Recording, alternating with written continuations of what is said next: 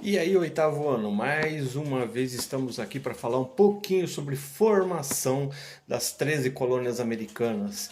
Essas 13 colônias que depois se tornaram os Estados Unidos da América.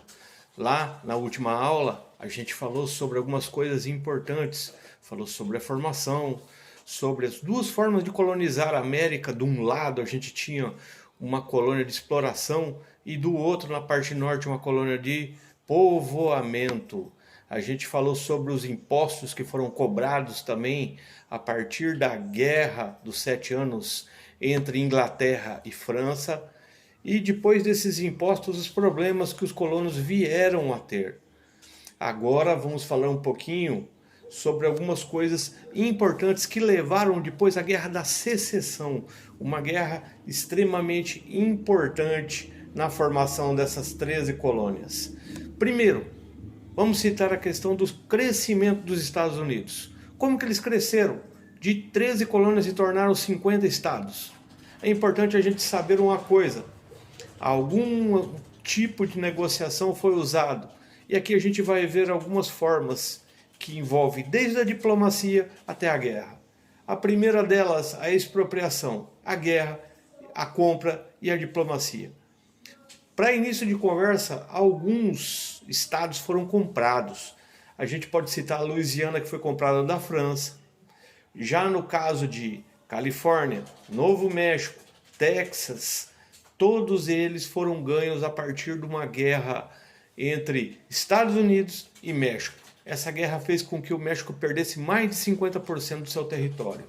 O Oregon, um outro grande estado, foi comprado também, mas no caso da Inglaterra. O Alasca, outro estado que foi comprado também da Rússia. Depois disso, a gente cita a questão da Guerra da Secessão, entre 1861 e 1865. A gente viu dois tipos de Estados Unidos bem diferentes. Na parte norte, aqueles que vieram para formar um país, para colonizar, para povoar. Na parte sul, aquele pessoal que queria viver ligado à coroa britânica. Eles queriam ser súditos da rainha. Nesse caso, algumas coisas levaram a essa guerra. Primeiro delas, a formação do Partido Republicano em 1854.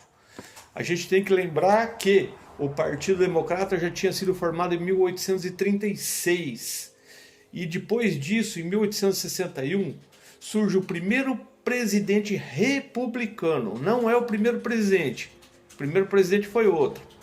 Nesse caso, o primeiro presidente republicano foi o Abraham Lincoln. Ele foi muito importante porque assim, os interesses republicanos começaram a ser vistos a partir da eleição dele. Principal desses interesses, a libertação dos escravos. Por que era tão importante para eles libertar os escravos? Já a partir de 1820, aconteceu um documento chamado Acordo de Mississippi, em que previa a libertação de todos os escravos americanos. O lado norte concordava com isso, o lado sul já não. O lado sul pensava de uma forma diferente. Outro compromisso também do sul ficou visto num papel também, um documento muito importante chamado Compromisso Clay.